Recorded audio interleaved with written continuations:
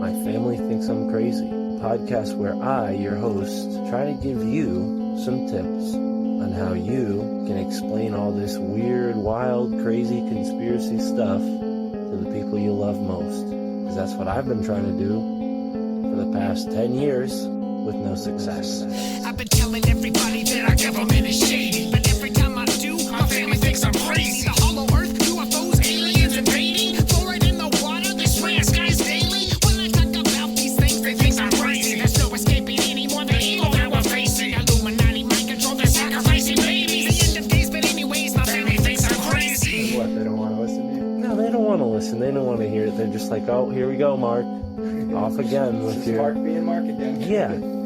So, that's the thing about podcasts is when you're on the air, and it's like therapy, If I can't talk to my family about this stuff, I'll talk to you, Matt, and all our listeners. You'll just tell your whole podcast. Yeah. So who are we talking about today, Matt? They think that I'm crazy. They really think that I'm crazy. They really think that I'm crazy. My family thinks that I'm crazy.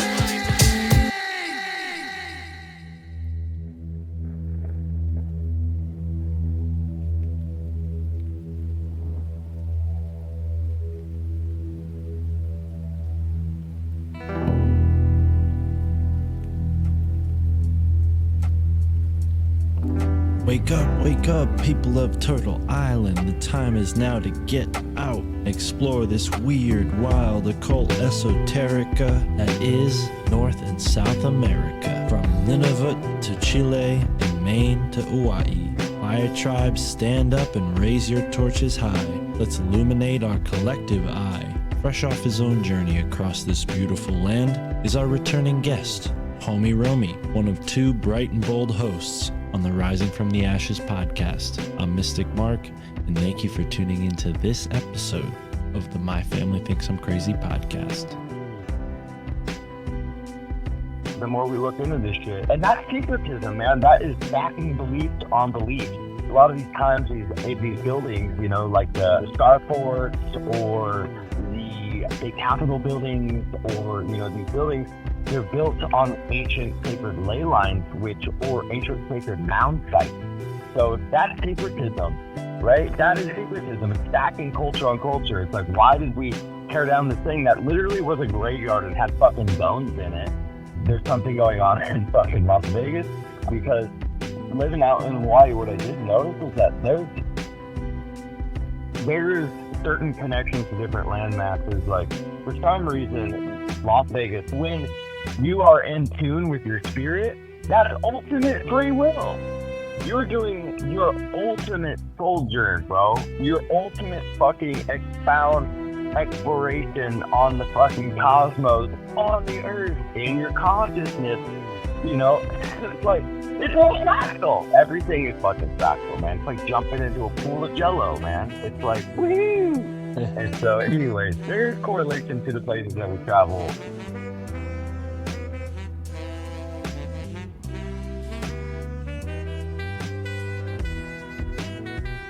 And you are tuning in to the My Family Thinks I'm Crazy podcast. That's right, I'm Mystic Mark, connecting yet again with the homie Romy, and I should say synchronicity.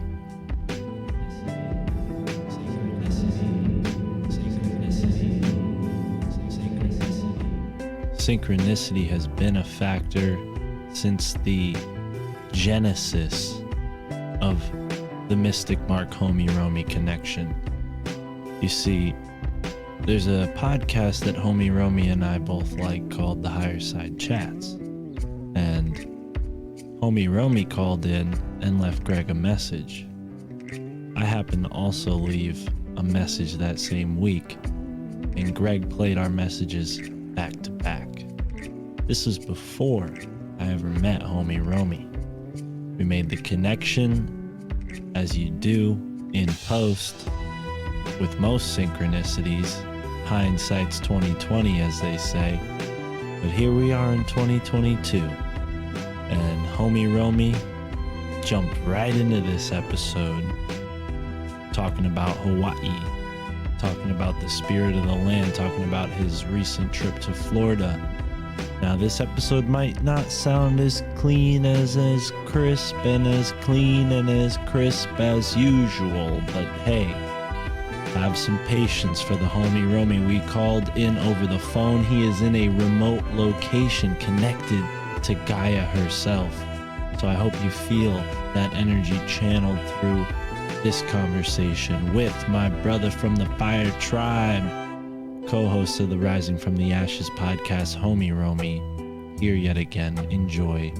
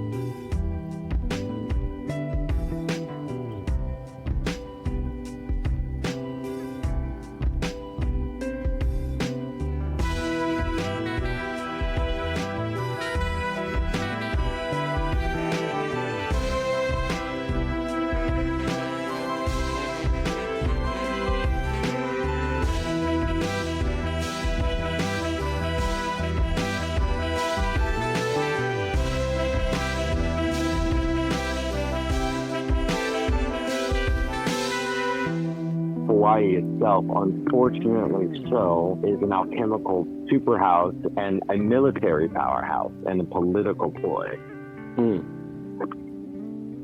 Every country wants Hawaii because it's literally a military base in the middle of the ocean, halfway between all the major continents.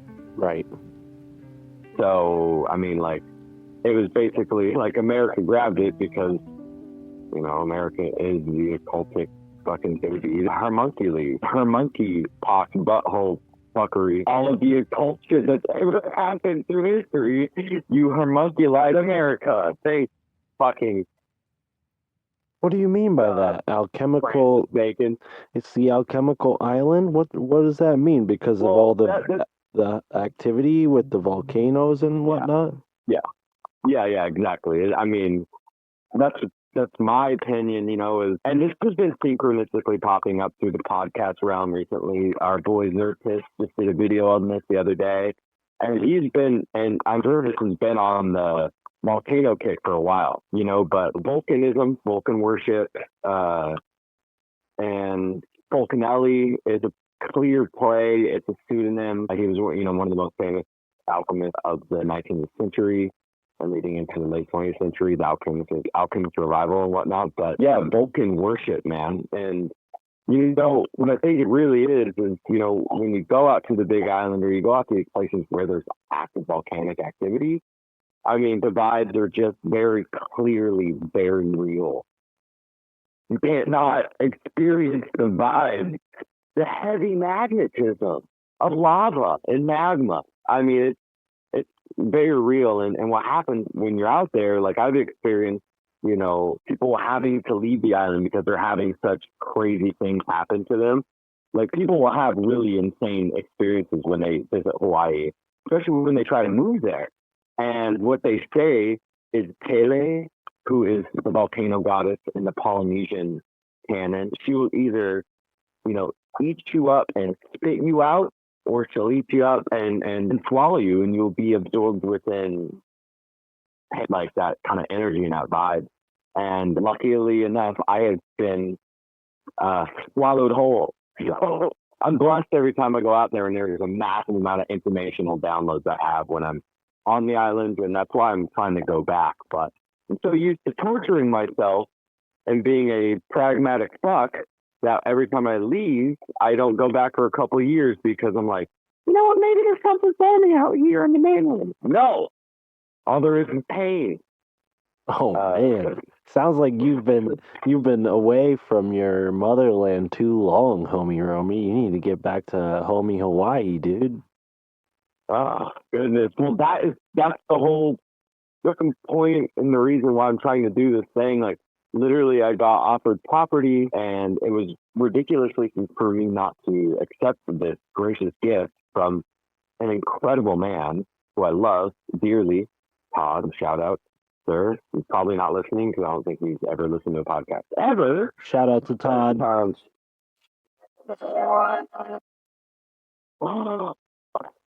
What magical, that was fairy music. Beautiful goodness. Hopefully that reaches out into the clouds and connects with Todd.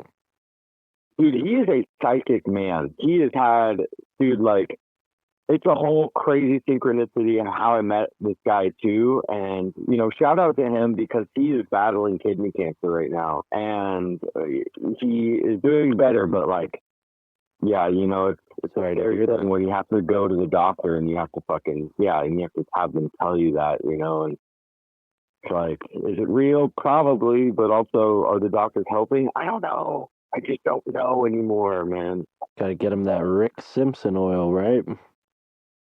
Oh, shit. You know what Rick Simpson oil is? Yeah, dude. I have some. What do you mean? Oh man, that's some powerful medicine.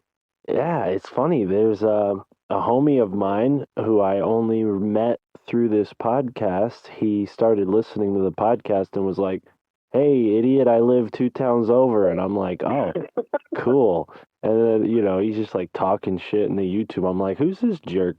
Ends up being a really cool guy who I've worked with a couple of times now. Well, more than a couple now. But yeah, he's like a stonemason. He knows a few people, and he's got some good weed, bro. So, but he hooked me up with the capsules, the RSO capsules, and I took some. I took some last night because I was feeling a little out of sync, you know, and I slept like a baby. Woke up this morning, kind of laid in bed for a little bit and just listened to podcasts, and here we are now, chilling. It's 4:00.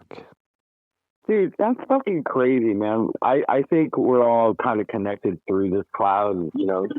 Dude, because like last night was the same for me, dude. I had to take a bath in order to sleep.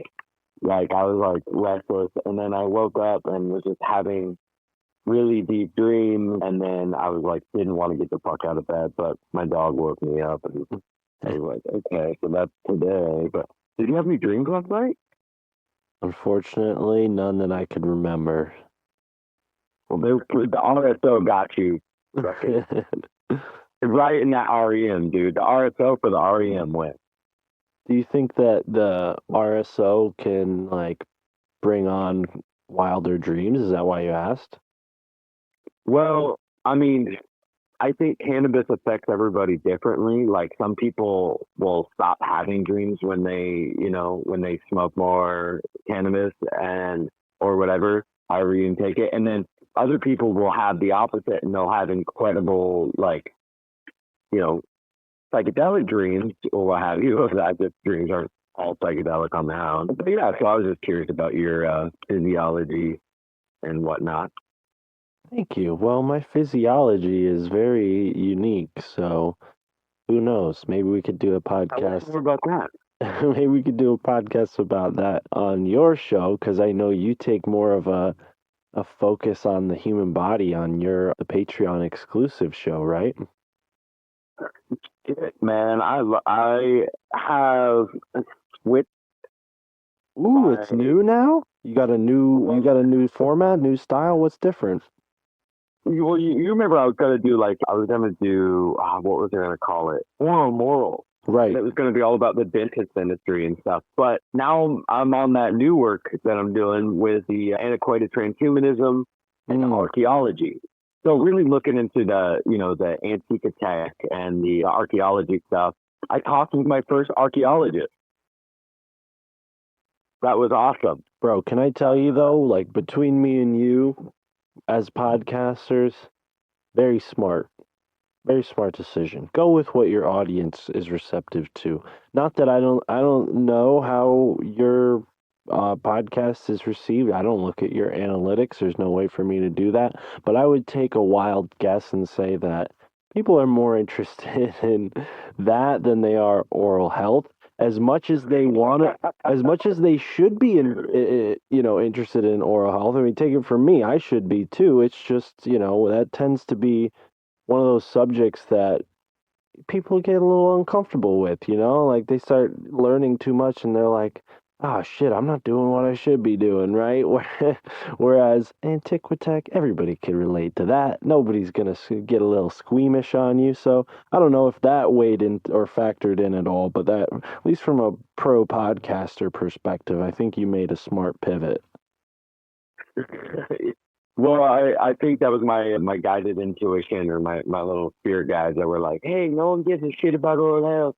Talk But about they this other should. thing that they should. Let me tell you something, everyone listening. Okay, don't get a root canal. That's terrible. Don't even go to the fucking dentist unless you have a serious issue.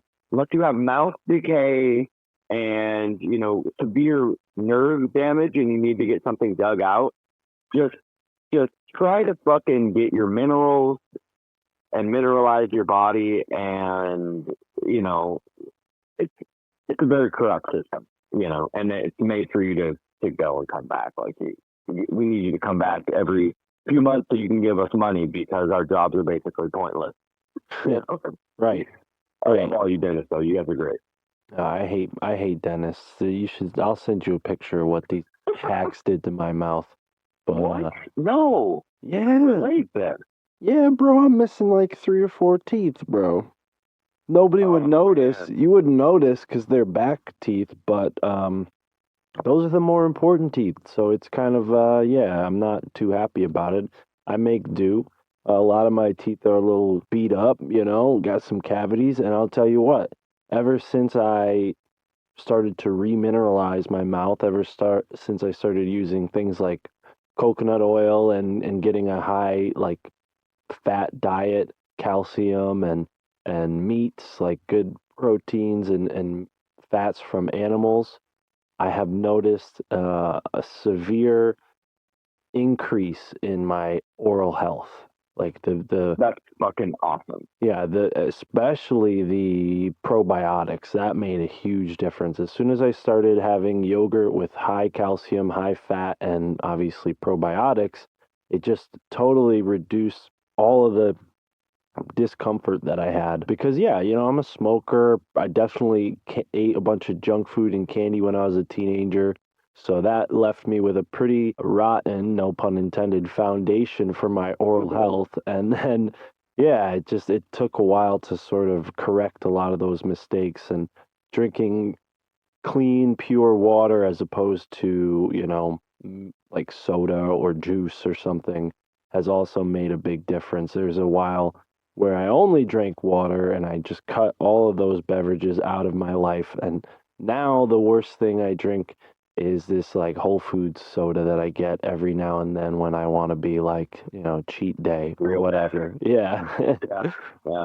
Dude, soda is so fucking delicious, and it's so terrible.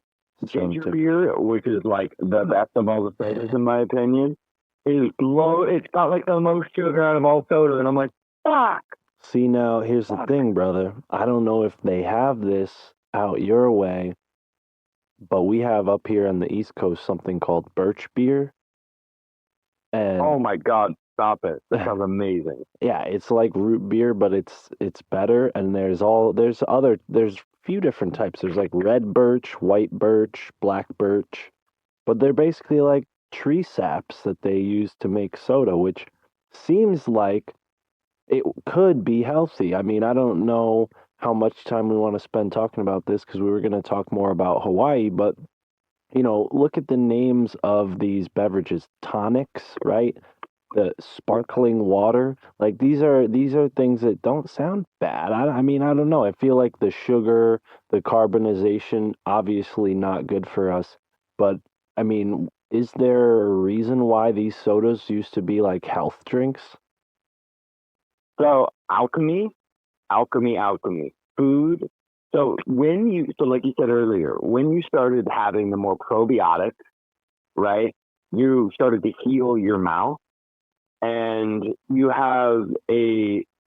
This is the problem with modernity is the marketing and the psyops. The literal sugar companies, like you've gone down that rabbit hole where like the sugar companies were literally paying doctors and university professors to do big speeches and make fake reports on Like Kellogg was huge on that. The guy Kellogg who started the Kellogg cereal. And we were just hired these scientists, and they fucking forged these documents saying that sugar is fine, sugar is this, that. In the age of indoctrination after World War II and during World War II, and that whole propagandic proposition, you know, time period and gap. But the real age of indoctrination, in my opinion, to modernity of what we have now started in the late 16th fucking century. And it's been a slow die out when basically the death of alchemy. When alchemy itself, when the spirit and the science got taken out and separated, that's when the age of indoctrination really truly started, in my opinion. And then you have, you know, it fractalizes out to where we're at now, to with the high digital age, you know, and look at the fucking 80s, dude. Pepsi, Doritos, you know, all this shit. And it's just like, wow! It's like fucking chemical lab made. It is alchemy, but it's not natural fucking organic alchemy of like fermenting fucking milk products or fucking making tonics and special water. And dude, I'm sorry I'm crossing your eyes. I'm so caffeinated today, but I've got a copper still, okay? And today was literally the first time I've used it. And I have a big rosemary bush out front of my house. So I fucking went and cut a bunch of rosemary. And I'm like, I'm going to use it because I've been looking at the copper still for like 2 months. Afraid of it. Right? Like, I'm like, I don't know how to do it. Don't want to fuck up. People say they blow up. Like, I just want to make essential oils. Like, it can't be that hard, but I'm fucking kind of intimidated by this copper still. Because I research alchemy, bro. You know, like, I look at these fucking old alchemical hermetic pictures, and it's all stills. All I have is stills. I'm like, I can't do it. I'm not a fucking alchemist, you know? But anyways, so I put the rosemary in the fucking basin, and then I put some water in there, and I fucking put the pot on low. And what do you know? Oil starts dripping out of the tube, and I'm like, dear Lord, this is crazy. I'm doing it. Right now, my feet are soaking in my fucking favorite foot-soaking copper pot with the rosemary hydrosol. It's a lot stickier than I had imagined. But, dude, we used to live in a fucking time where the food that we ate was all probiotic. It was aged meat, charcuterie, cheese, dairy, berries, tonic drinks, meads with fucking special herbs, yarrow meads. You know what I'm saying? Like, we need to fucking revert back to the days of true alchemy. Boom. Dude, and don't apologize for being too caffeinated. This is the homie Romy we all need. We need highly caffeinated homie Romy. What are you caffeinating yourself with? Not soda, right? Coffee? Oh, hella coffee. Hella coffee. Night. I love it. It's so bad. I love it too. But that's the thing is we get such a fractionalized view of how food and all these things come into our life that alchemy seems like this foreign magical thing when actually once you fully understand this process, you see it happening in all different aspects of our life. Alchemy is something that is just going on. It's another word for like mixture, right? Like anytime things are in proximity to one another, there's an alchemizing that takes place. Yes. Yeah, a simple transference of energy, right? Or like an exchange. Well, but even things that are seemingly mute or not energetic, like there's an alchemy if you leave something in the ground and then it becomes a fossil, you know, like that.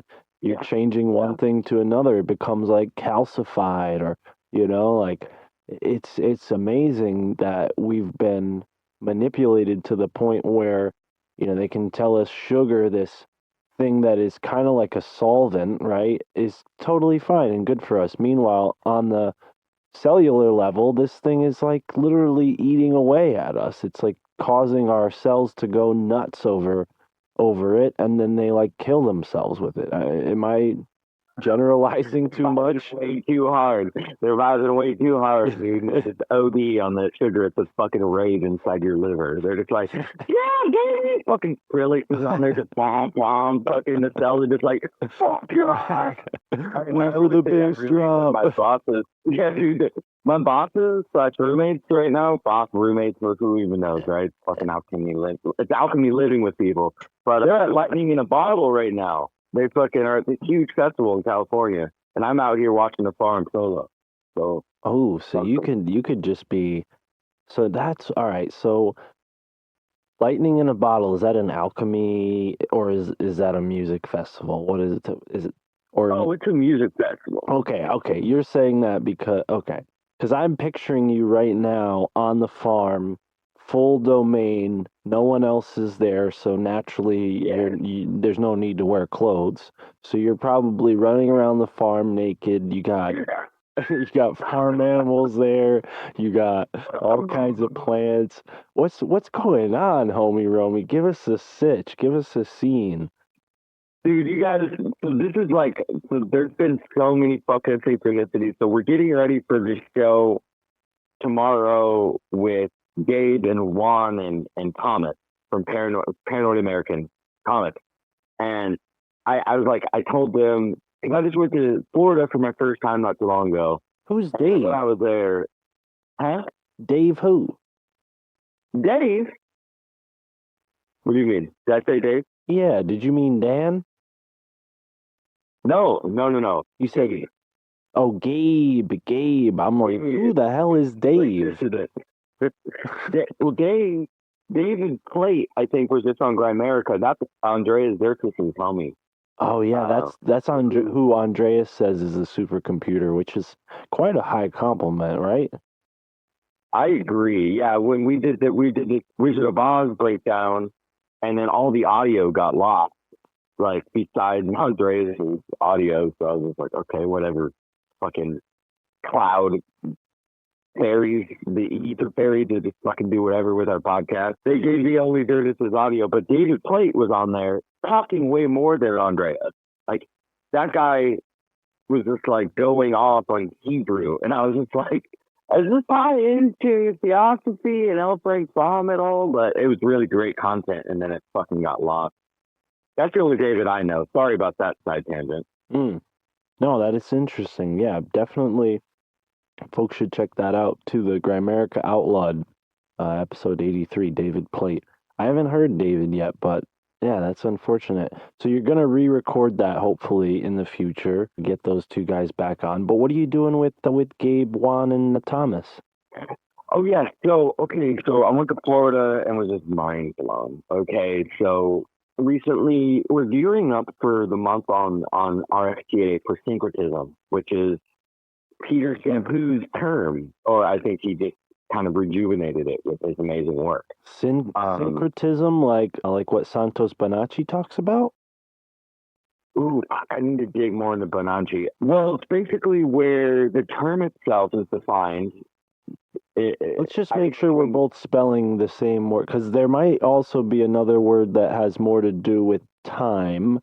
But as far as I know, and I'm only saying this because I just listened to Santos Bonacci on Tinfoil Hat, and he was very quick to correct Sam Tripoli, because you know how Sam can be sometimes. You've been on Sam's podcast before. He may have even mispronounced your name. I don't know how he could, but he does quite a fun job of mispronouncing things and names, and he called it a synchronism, and Santos was like, no, this is syncretism, which is the fusion of differing systems of belief. And you're saying that Peter Shampoo... That's exactly right. Peter Shampoo sort of innovated this in some way, which I don't doubt, but I cannot agree, and I don't think anyone would agree that Peter originated this, because here on Wikipedia, no. which we don't trust Wikipedia, but they're, they show that. Look at Wikipedia. You have to check it out. Yeah, they say syncretisms, it's more of a thing that happens within philosophies. It's not so much something that one person was like, okay, I'm a syncretist and here's how. But nowadays we have guys like Santos and Peter Shampoo who do a great job of applying syncretism to all these different varied beliefs and traditions that seem different but actually are very, very similar. So you're doing a whole month of episodes on syncretism. That's awesome. We got to definitely get Santos in touch with you, Roman. Good thing you got. Yes, please. Good thing you got your boy on the case. I'll hook it up. Fucking love you, Mark. Thank you. Yes. So, but let me explain and retract my statement here a little bit because he or she who was the one who introduced me to the term of Okay. syncretism. All right. Well, I'm sorry to try to make you look like a goddamn fool when you're not. No, absolutely. I'm a fucking fool. Come on now. You guys know me, but that's the beautiful thing of it. All got to start somewhere. We all got to start as a fool on the beginning of the tarot cards. So no, what? Exactly. And sometimes we all got to play the Heyoka, the sacred clown, right? So yeah, we get that. We get that. Spit the Rob, you fucking troll. I'm telling you. Oh God, yeah. Oh yeah, he's something else. That's the guy. That's the guy I was just talking about that gave me the RSO capsules. He's the same from. Oh shit. Yeah, that's the That troll. was found out for the troll. My man. But anyway, spit the truth, homie. Let's hear what you're gonna be talking about. So okay, because by the time that you put this out, I think the other episode will already be out, so I can kind of spill some juice. Right? You're not going to post this. This will be out. Days or Yeah, this will be out the first or second week of June.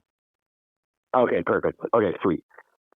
So I went to Florida and was fucking mind blown because you start to realize how much of a fucking box you live in when you travel, right? When you get to go places, especially all the way across to the other coast, you start to notice like, wow, okay, being born and raised on the West Coast, they really do paint a picture of everywhere else being, shitty. Like everywhere else is shitty compared to the West Coast. That's what you get taught when you grow up here, and that's what we talk about as a kid. You want to have pride in where you live, so it's just kind of like, fuck yeah, like West Coast only, whatever, right? So I've traveled a lot in my adult life and learned from traveling. And I went to Florida for my first time, but the interpretation of Florida that he had beforehand would have been basically the reputation. Oh yeah.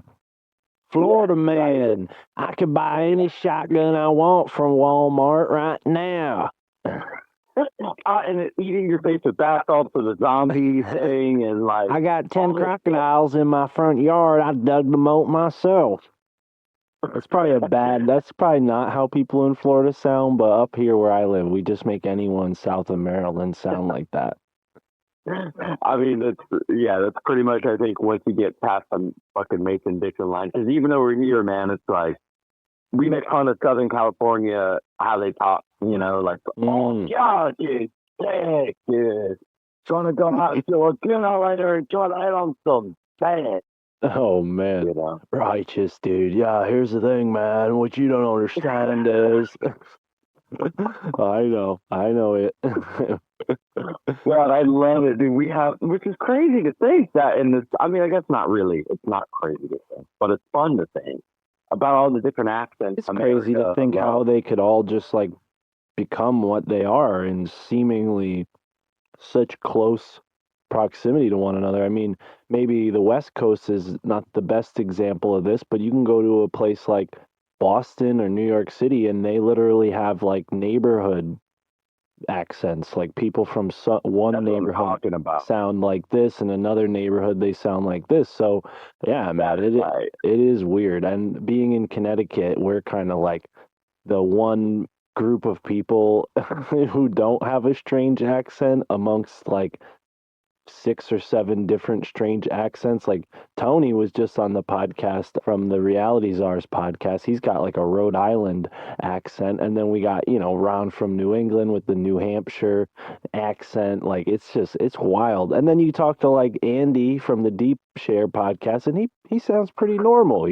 like, and he's like right in the middle of those two dudes. And, I feel the same way. So yeah, anyway, so people sound funky. We got past that. Florida, though, has probably the most unique reputation of any state. I don't think any state has quite the reputation that Florida does. I mean, from beautiful skyscraper dance parties on the roof, cocaine and, boats and yachts to backwater alligators and shotguns and airboats. I mean, it's a hell of a state. Well, okay, so here's a big connection that Gabe is bringing to the table. He's talking to the table of my paradigm about Florida and California. So what I started noticing about the construction and the basic modern invention of Florida was all from this man named Henry Flagler. And he's known as the father of Miami, which, obviously the name Maya, me, it's a play from the Mayans, and the mother of Hermes and all of that. So him being the father of Miami or Miami, because it's Miami actually at one point was spelled with a and it's changed. Like I think it's more of an indigenous spelling of it, and so you can go deep to look at things, but just the surface layer and surface level of this man Henry Flagler is who is John D. Rockefeller's right hand man and the co-founder of the Standard Oil business. So he was just as rich as Rockefeller, and so he established all of the Atlantic coast of Florida. He founded Palm Beach, he founded Miami, St. Augustine, Jacksonville, Daytona Beach, and he basically built a railway, the first railway ever, all the way from New York, all the way down to the construction of the fucking Panama Canal and connected Cuba. Because what do you know? This is at the fucking time that all of that was going on, and he literally built this whole thing after his whole life in Standard Oil. So he did this work up until he was 80, and he croaked on the scene. And his death was a big fucking deal, and they did a whole like European play on where they take, the casket to a rotunda and they do a ceremony similar to the John McCain ceremony that you see. It's very high political or high money people, high powerful people that do this type of ritual because they know that spirit whirls and travels and spirits travel in spheres and they travel in circles. So that's why they need to be in rotunda. All the doors need to be open, windows open.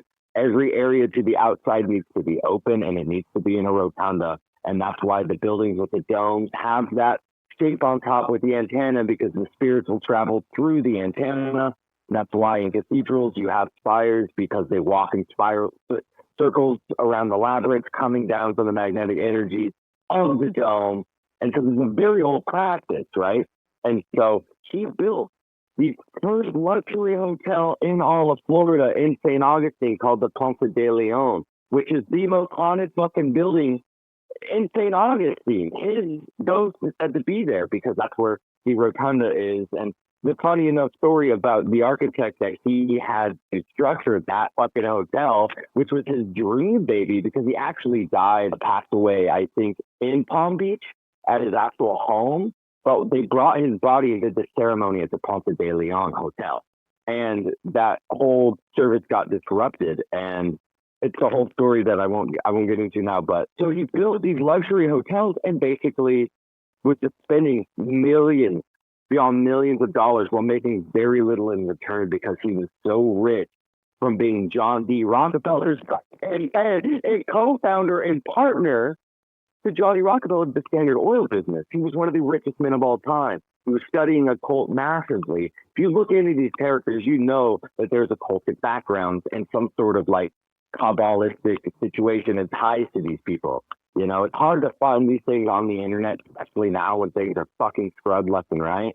But, if you think that John D. Rockefeller is going to do these things, then Henry Flagler very well may be. And it's funny enough, when they started doing business together, John D. Rockefeller was at the age of 25 and Henry Flagler was at the age of 33. And they would walk to work together every single day.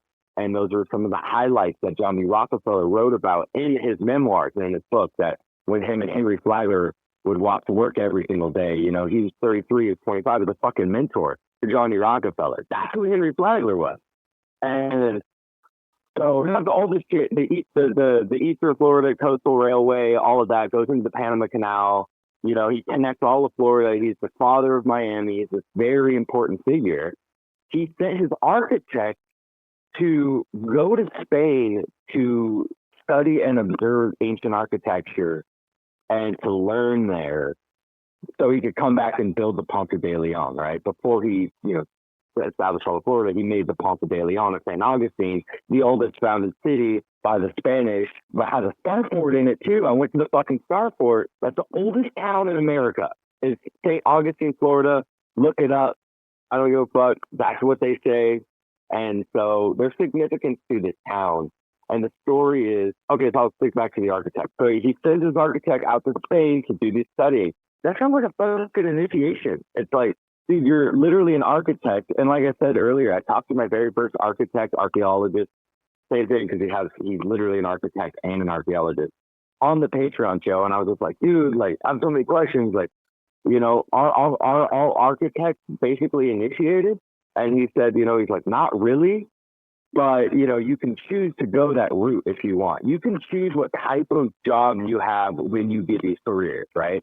You can be a doctor who decides to practice ill medicine and go a certain way, and you'll find people who will support you that have higher up jobs than you. In an architect realm, you can choose to be a fucking stonemason and go that whole route and try to get your fucking hand dealt in the initiatory process.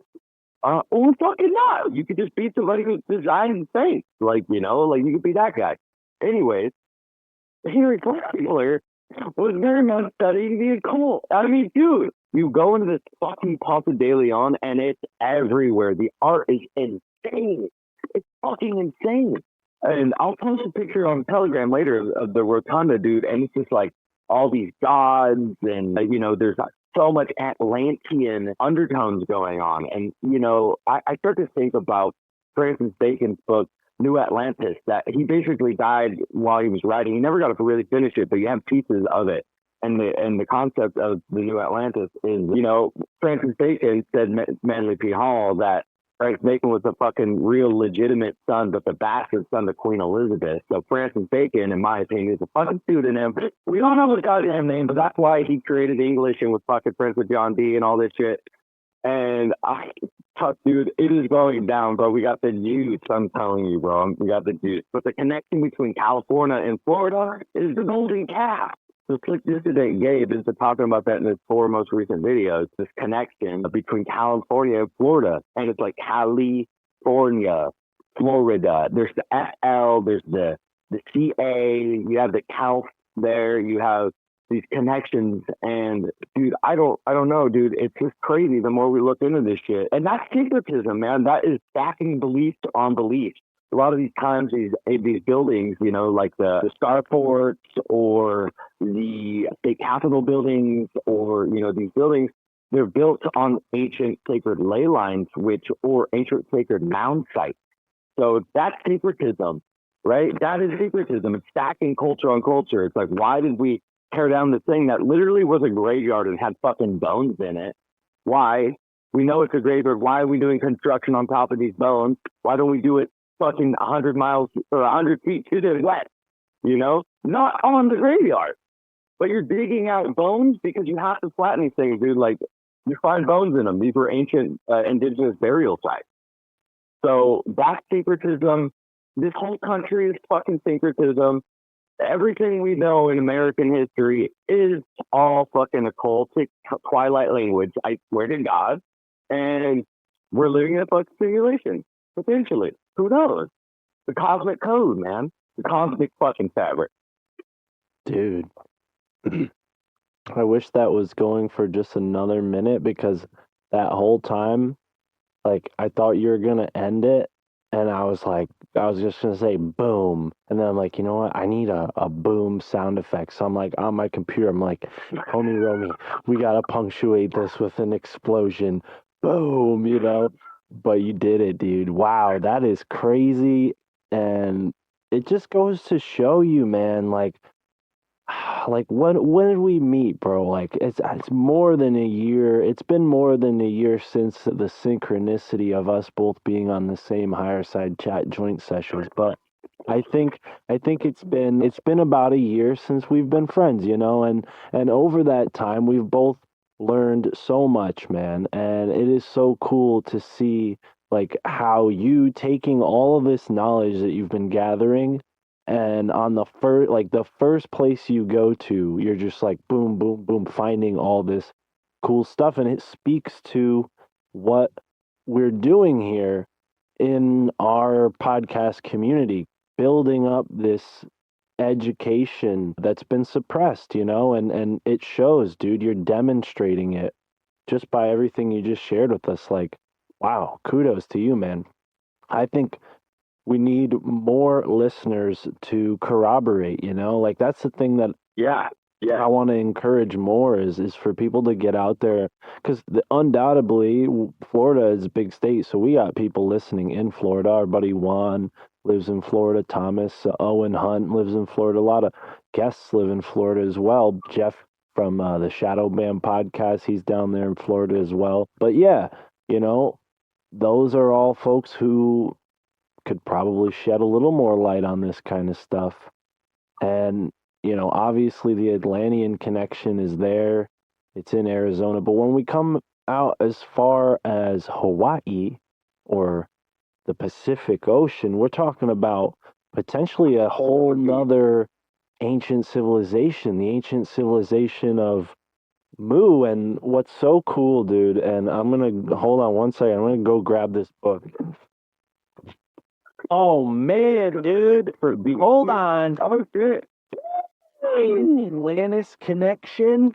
What? That's Queen Mu. Go. Hold on. There it is. Dude, baby. yes, I found this book about the Mayan Atlantis connection, Queen Mu and the Egyptian Sphinx by Le Plongeon, Augustus Le Plongeon. And then I found in that same bookstore on that same day, this book right here, The Sacred Symbols of Mu by James Churchward.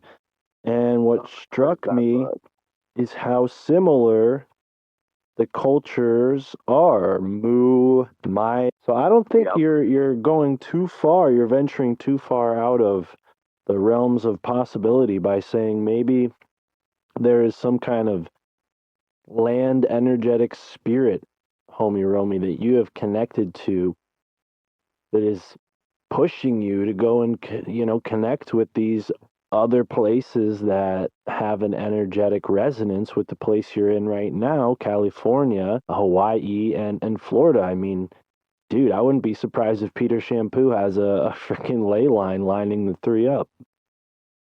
But there's something going on, dude, because living out in Hawaii, what I did notice is that there's certain connections to different land masses. Like, for some reason, Las Vegas, Nevada is a place that a lot of Hawaiians like to go to travel. Like, like Hawaiians, like real brothers, like uncles, aunties, brothers, and sisters. You know what I mean? Like, fucking, well, no, they will gamble, but Okay. it's also like, it's just a place. So but the thing Like is, a connection to the desert. Nevada is a huge magnetism. Like, there's something going on in fucking Las Vegas. But what I was thinking about when you were bringing it up with all the people in the podcast community, and I want to do this, so everyone listening, we're all a community, and we're all building and shit, and I love it. And so we should do, like, you and me, Mark, straight up, maybe someone else, who knows, but like, we should ask people to reach out to us in a certain area, and we'll bring them on the show, and we'll both interview them. Or something. What do you think about that? I love it. I love it. I want to pause the recording and maybe even talk about this off the air, or we'll just remember to bring it up when we finish recording. But yeah, I have an idea for something like that, and I think it'd be cool if we included other podcasters somehow. But if you and I were the sole co-hosts, I think that would be great. And we interview people based on where they are, esoteric America podcast. I don't know. I'm already saying too much. Oh my God! Yeah, let's get back to this, because let's put a bow on that. Let's put a bow on that. That's beautiful. Right on. But when it comes to not a bow on the other thing. But when it comes to Hawaii, like, you got all of this resonance there. You got so considering your relationship with Hawaii, do you feel the same thing with Vegas? Have you been to Vegas? Do you notice that with Vegas, or are you saying that it's something about like the natives to Hawaii? No, I think when you're born somewhere, so this is going to go a little deep, because now we're getting pretty deep, because now we're talking about spirits and soul and reincarnation and stuff, because you have to expound a little bit, and because everything's fractal, and so depending on what our spirit itself is, if you come into this earth with a specific amount of spiritual resonance from your past life or whatever the thing that controls your ultimate soul and spirit, and you get to choose. So a lot of people think that you get to choose when and where you're born very specifically. And when you kind of correlate that to the zodiac and the understanding of the zodiac, which, let's be honest, has been around for fucking centuries. So I respect our ancestors and I respect ancient texts. That's why I love them. They're mysterious, but they're also telling so many fucking. So I love zodiac stuff and I love astrology, right? And I'm a woo woo kind of, like, I hate the new age shit and all the fucking graphic gets, but there's a lot of shit that some of those hippies, are talking about some ancient Vedic goodness, or just, it's so ancient, brother. And I don't want to butcher things, and people get too attached to when you say a fucking word, and like, I understand word is magic. Anyways, you're sweet Lord. So talking about reincarnation, the connection between, I think there's a spiritual resonance from where you're at in the cosmic fabric, wherever the soul goes to in the ether, and why and how it correlates to our understandings and interpretations of the stars, which I guess can be stars of the sky. It's art, right? And it's also an art interpreting that and putting that into, like, seeing a bowl from these stars and connecting these constellations. Like, come on, that's art. That's some of the most profound art. And so, if reincarnation is real and there is this ethereal place where soul and spirit goes, I think that it correlates to resonance to the earth and the sky, as above, so below.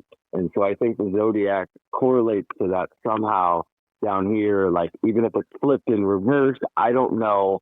This is just intuitive kind of feeling on this. And so when coming back to, like, where the soul gets to choose and live, where it's born, when and why, I think is important to your soul journey on the big level of, like, what is our major soul journey? The reason that we chose to be here, and why is it at that location? When you start to really dig inside yourself and ask yourself why, you will find out that your surrounding area is the reason why. And there's a reason that you chose that. And the places that you travel to, even if it's unconsciously, were choices that your soul and spirit potentially has made hundreds of years ago or something like that, And so I think there's a correlation to these magnetic spots here on Earth that also are in the skies. And so that's as above, so below. It's ancient Hermetic philosophy, and the Father, the Son, the Holy Spirit, the Trismegistus, bro, connecting all that shit together. Like, you have your soul, your spirit, you have your physical body, and then you have the earth or whatever reality is. And that's like, it's all fucking predetermined by our spirit and our soul. And that's okay. Free will? Yeah, free will exists. That's the whole question, right? You get into it like, oh, free will exists, man. It's like, yes, fucking free will does exist. But when you are in tune with your spirit, that's ultimate free will. You're doing your ultimate soul journey, bro. Your ultimate fucking expound exploration on the fucking cosmos, on the earth, in your consciousness.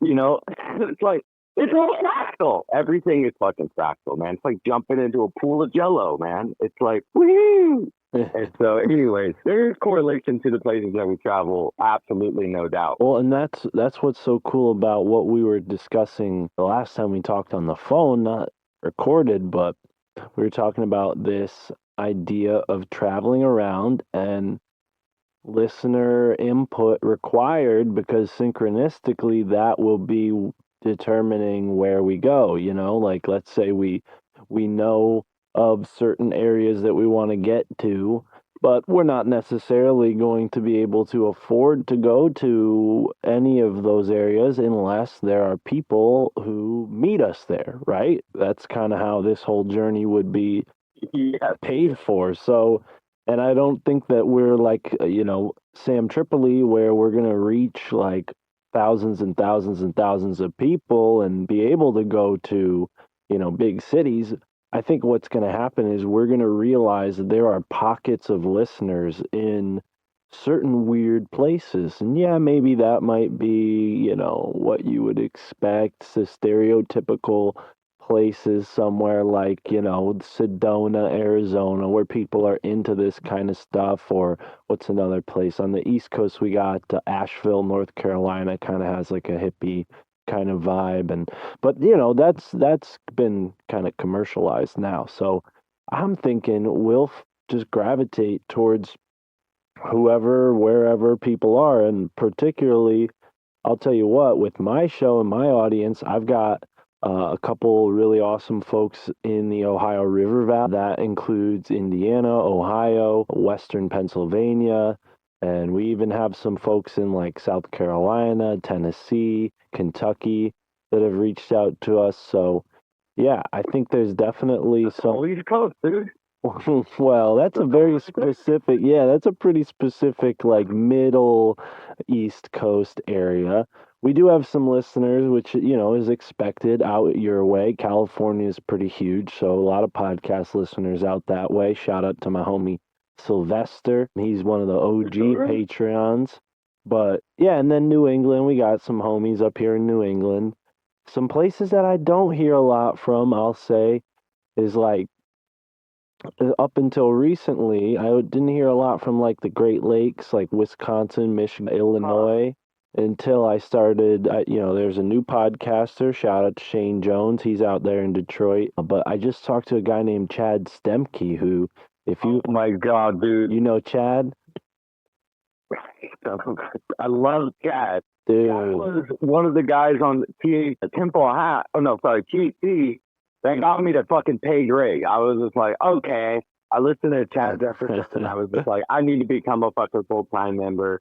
Again, I think I like had done it and then I backed off. But yeah, Chad's fucking awesome. He just got on Telegram. I'm gonna make sure right now that he's in your Telegram as well. But yeah, he just jumped on Telegram. We did a podcast a few days ago and it was going good. We didn't have a lot of time, so I'm like, Chad, we got to come back for a part 2 and make this a bigger, longer episode. And he was game. So stay tuned for that. Maybe that's already out by the time this is out. Who knows? But anyways, we want to travel around, but particularly right now this year you have, because that's going to happen, the us traveling around, homie Romy and I and whoever's brave enough to come with us, that will happen. Maybe not this year. Hopefully, if it does happen this year, we can have a vehicle, a nice van or a convoy of vans to get around in. But this year I know you got plans out there in Hawaii, and that's pretty much why I said, hey, come on the show right now, because you said, hey, y'all, if anybody is interested, our Hawaii farm project, you wanted to plug it, it would be an honor. Dude, the honor's all mine. It's always a great time having you on the show. And yeah, you invited us to make it out to the island. So that's fucking cool. A retreat for podcasters and researchers. Mhm. Did I give away too much? Tell us about this. No, that's the information I'm trying to put out exactly to a T. I want the retreat itself to be a place that I think is kind of like known in the truth community. Like I hate that fucking word, but you know what I mean. In the realm, because I want it to be a place where people can kind of come and like maybe they can journal hard or they can have some informational downloads. Like I want it to be a safe, awesome place. And also it's going to be a fully functioning farm. And that's like the main thing that we're doing. So it was originally going to be a farm, just a small 1-acre farm. I was just going to grow all of the veggies and start growing vanilla bean and black peppercorn. And, obviously it's going to start coffee trees, cacao trees, and coconut trees. The real things will be a few years, but the automatic stuff will be fruits and veggies. And then I was talking to the Grimerica guys and Darren and Graham, amazing humans, and they do contact at the cabin. And they're like, well, they said we're going to do it in Oahu, but Oahu isn't completely locked down yet. And I was like, well, the thing is about the island changes, they're all very special and they all have their own history. But Oahu doesn't have an active live volcano. Big Island does. I think if you're gonna, host something on the islands, why not make it be the current living island, the island that is just flourishing with magmatic energy? And they were like, fuck yeah. And so they said, let's do it on your property. And I was like, even better. So then that made me think of the idea of, well, if I'm going to build structures and make like a little campsite, kind of retreat for Contact at the Cabin, why not try to make it more of a permanent thing? And, I've been a cook for my entire life. I've worked in kitchens, unfortunately, so that's fine, I guess, but for my entire life. So I have a passion for making food. And so we're going to be growing food. So you get to come out, you get to eat. We'll tour around, the island. We'll show you guys Hilo side, Kalapana, the north side, Waimea, Kona side, the sunny side where I reside. And yeah, all the things and all the places. And so anybody who wants to donate onto the GoFundMe, it's massively appreciated. I'm kind of saying this really crazy outlandish thing of if you donate $100 or more, I will pick you up from the airport and let you stay on the farm for basically free. You get to just stay there for the time if you donate $100 or more onto the GoFundMe. And we've had a couple people do that already, and I'm stoked. Like, thank you guys so much. Like, I could start crying about, getting support from people. Like, it's just insane because, it's just like, I don't know. I grew up in a very small town, shitty place in Washington, in Southwest Washington, and we didn't have a lot of money. And so, like, just the universe works in crazy, beautiful ways, and we just try to stay positive and be positive. And, the universe has never ceased to amaze me. And yeah, man, so just trying to be open to whatever life has for us. But the GoFundMe is there, and we're going to close it out, I think, around like November, basically, whenever we touch on the island, which will be after the harvest season of the current farm that I work on in California. And so I'm sorry yet again for being heavily caffeinated and just spilling my heart and beans out on the table. But, it's that kind of day. No, don't be sorry, dude. I mean, like I said earlier, we've known each other for a year, and I'll admit it right now, I didn't even know where you grew up. I had an idea of who you are from our conversations. You may have told me where you grew up, and it just went in at one ear out the other. But yeah, man, I resonate with that pretty hard. Like, being from New England, Connecticut, like our state probably has a reputation the opposite of Florida, right? Of being like highfalutin and fucking rich people. But no, I grew up very similar, not a lot of money, just kind of really just thinking, all right, well, I'm just going to have to get some kind of job and take what I can get kind of approach. And oh man, this podcast has really just like exploded, destroyed, and reintegrated all of those stupid things into something so much more amazing, which I think you share the vision of as well, which is like this new passion, this new life, this new opportunity that doing something you love, brings upon. And it can happen to anybody listening, whether they start a podcast or not, or whether they have this sort of opportunity that came to you, because you didn't realize this farm would come into your life, maybe 2-3 years ago, but synchronicity had it that you karmically opened yourself up for that receiving, and here's the blessings of that, man. And you've been nothing but a kind, positive, amazing, very insightful lighthouse in my podcasting world.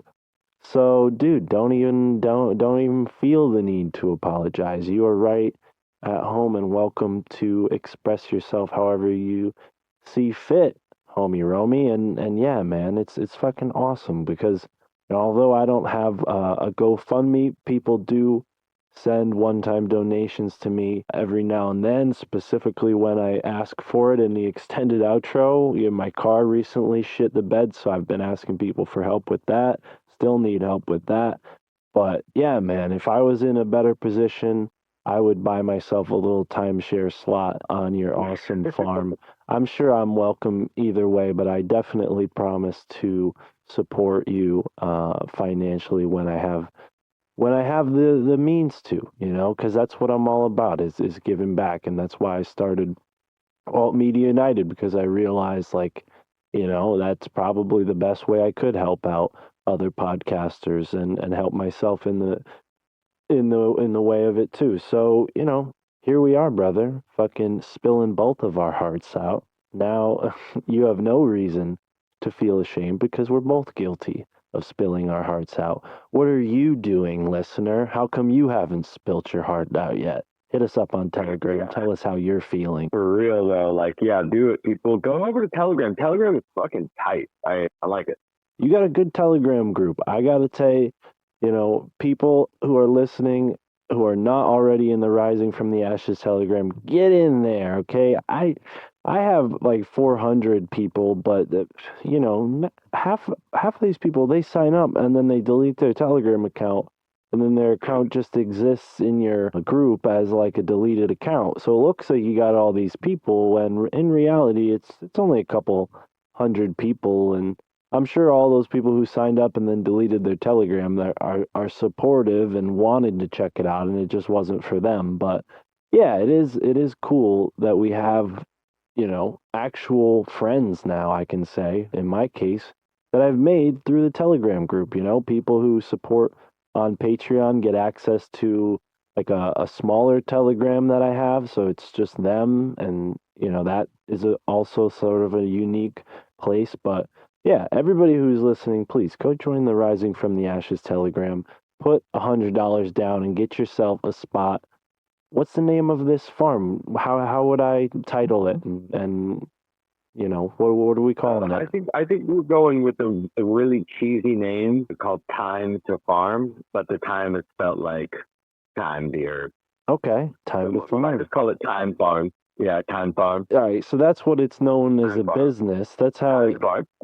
that's how it's known on a business level, on a local level. But in the podcasting community, we like to have nicknames and add a little flair to things. So, have you thought about maybe calling it like Podcaster Time Portal, and you spell the time like the herb or something like that? I don't know. Just like and I know this is a little far out because you're not going to be on the island until towards the end of the year, which is coming up way sooner than shit. I mean, it's already June, but Yeah. are you gonna maybe do like an exclusive live show from the farm? That would be dope. Call it the Time Portal. Yeah. Oh goodness. Time tube, portals, pots. There's a lot of things. I haven't actually thought too much on the name aspect because like my mind has been all infrastructure.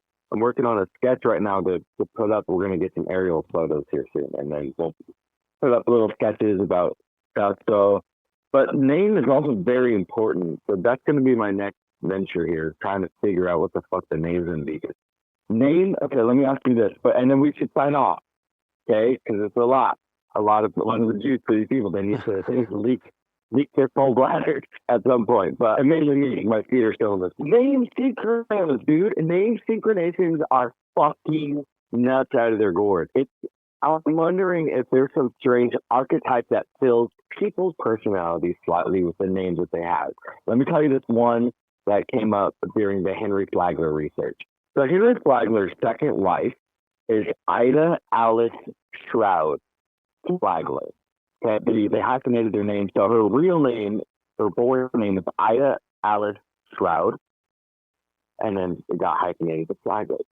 So her ghost is seen in the Ponce de Leon. It's one of the four major ghosts that multiple people have recognized seeing in the Ponce de Leon Hotel, which is now Flagler College, which is a all-women's, or at one point was an all-women's liberal college.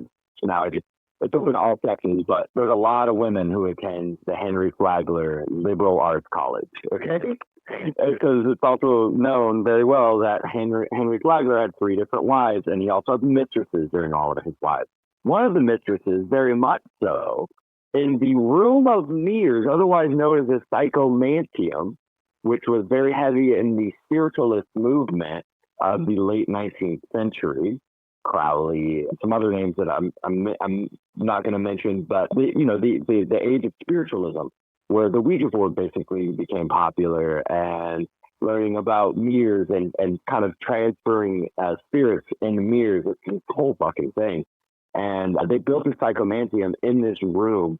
And so Henry's second wife, Ida Alice Stroud Flagler, was actually an actress at one point. She was an actress. She was a failed actress. And she was taking care of Henry's first wife, who was deathly ill. And then they ended up later getting married, okay?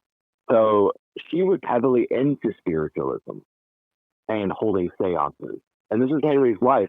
So Henry wasn't a part of these seances. No. That's his wife's thing, okay? And all this stuff.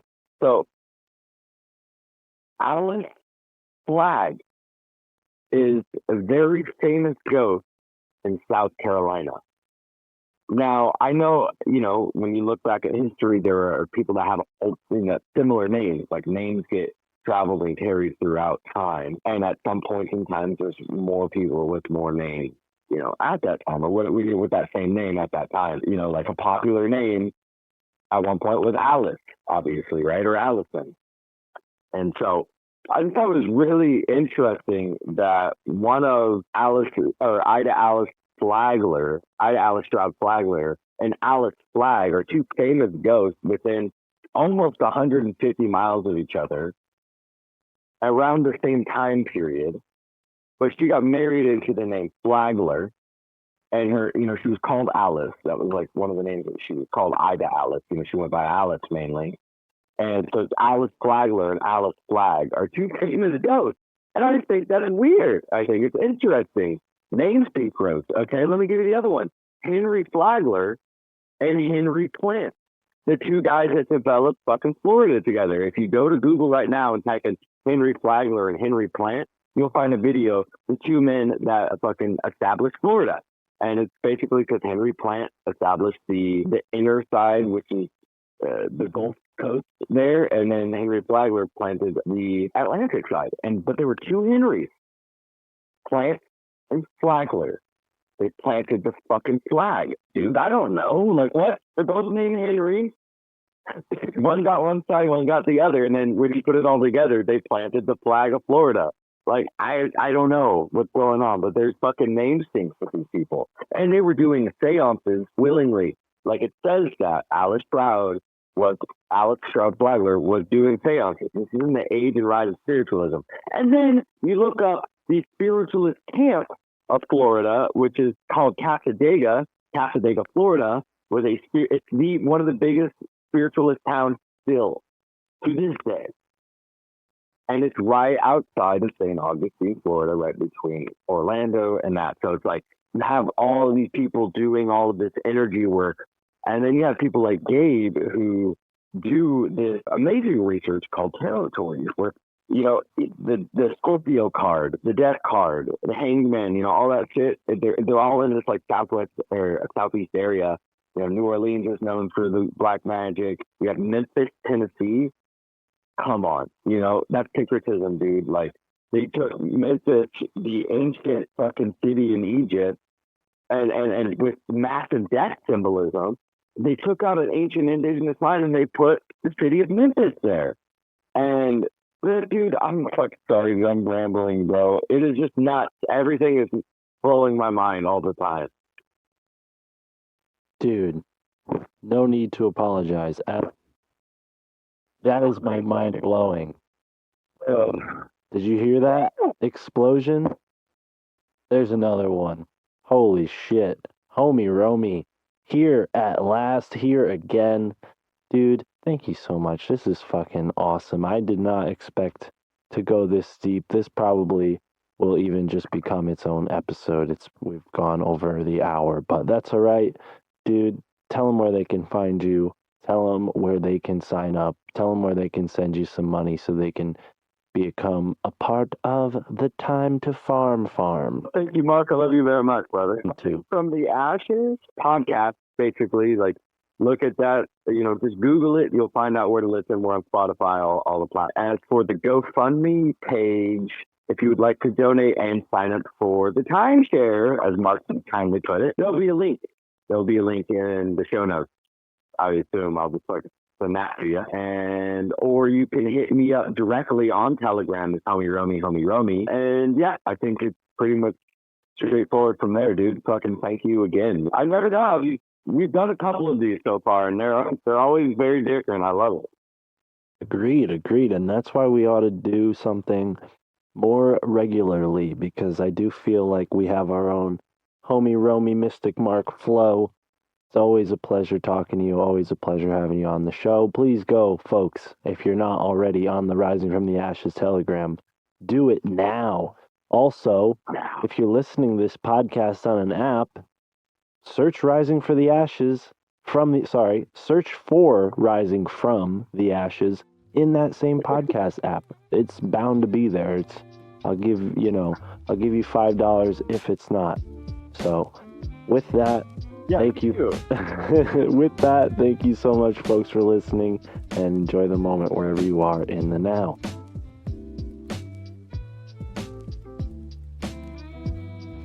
And this is how we're starting off June, ripping through fantastic guests, new and old, returning and newcomers. I don't know why I just repeated myself, but here we are in the homie Romy outro, baby. And every time my friend Roman joins us on the show, it's a good time. It's a synchro mystic banter flow, and I kind of let him take the wheels, take the reins. And this was a shorter episode, I'll admit. This was only an hour, but that week, homie Romy and I did a 2-hour Patreon episode for his Patreon. So I'm going to include a little song that he created for that Patreon. And if you're interested, which I hope you are, go and check that out.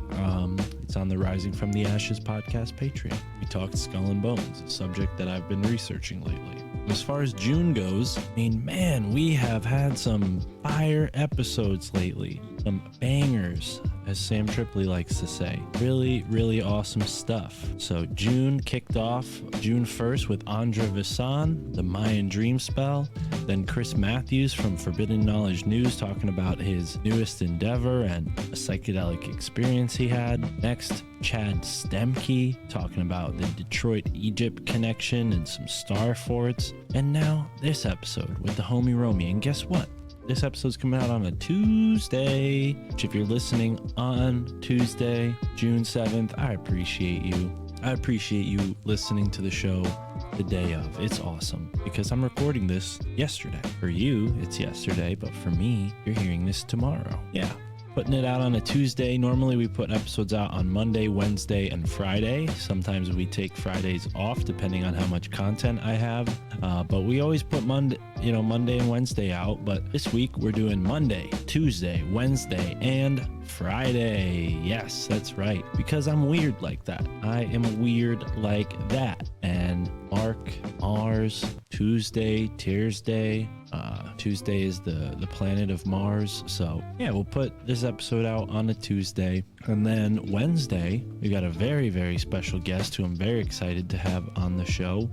And then Friday, Illuminati Confirmed, episode 10. So big week and a big month for June, trying to carry that momentum from May through June, from April through May through June. Got a bunch of other podcasts that I do as well. The Free Thinker Society with Mike Romanelli every week. Every Wednesday we record. Every Thursday or Friday the episode comes out. We do a podcast with Michael Wan called Your Handbook for the Apocalypse. You can find that on the Susquehanna Alchemy podcast feed. Just search Susquehanna, Susquehanna, Alchemy in any podcast app, and you'll find that show that I do every week with Michael Wan. We have almost 30 episodes there. And I can tell just by the download numbers that most of you haven't checked it out yet. So what are you waiting for? go check it out. It's called Your Handbook for the Apocalypse. And while you're there, you can also check out another awesome show that Michael Wan does with Ross Ben called From the 40th Parallel. 2 great shows, 1 RSS feed. What are you waiting for? And of course, go support both of those folks on YouTube, where you can get in touch with the 40th parallel flow, the mysticism. Anyways, here we are in the now, moving forward to the next moment. And that's all, folks. You can support the show on Patreon, Rockfin. You can join our community on Telegram and be a part of the ongoing conversation that is the Telegram chat. Or if you want, you can join the Patreon and get access to an exclusive Telegram chat for only patrons. And if you're a patron already and you haven't got the link to the Telegram yet, hit me up. I'll send it to you. And yeah, join in there. We do monthly meetups via Zoom. We got to schedule the June meetup real soon. And everybody who signs up on the Patreon gets a spirit animal name plus access to the Illuminati confirmed bonus show, which there's about 20 of those now. We recorded a whole bunch of shows in the past few months. We really went overboard before Juan had his second kid, because we thought he'd be out for a while. But it seems like Juan's he's like a vampire or something. He doesn't get any sleep. He just podcasts all the time. Takes care of his kids. Podcast takes care of his kids. Somebody ought to go and check on him. But anyways, support the show. Keep me on the audio airwaves. Keep this audio train on the internet tracks. Help me out, folks. I can't do it without you. And now, for the first time, you can support us on Cash App. You can support us on Venmo, PayPal. It's up to you. It's all in the episode description. So don't neglect that. Don't sleep on that. I spent a lot of time writing out an episode description, and I put all the links to everything that we mentioned in the show in the episode description. And I also put all of the music to give shout outs to all the great musicians who help make this show sound as cool as it does. So with that, folks, please, I'm ever grateful for your undying love and support, and I'd love to see you on the Patreon. And until then, have a great moment wherever you are in the now. Peace.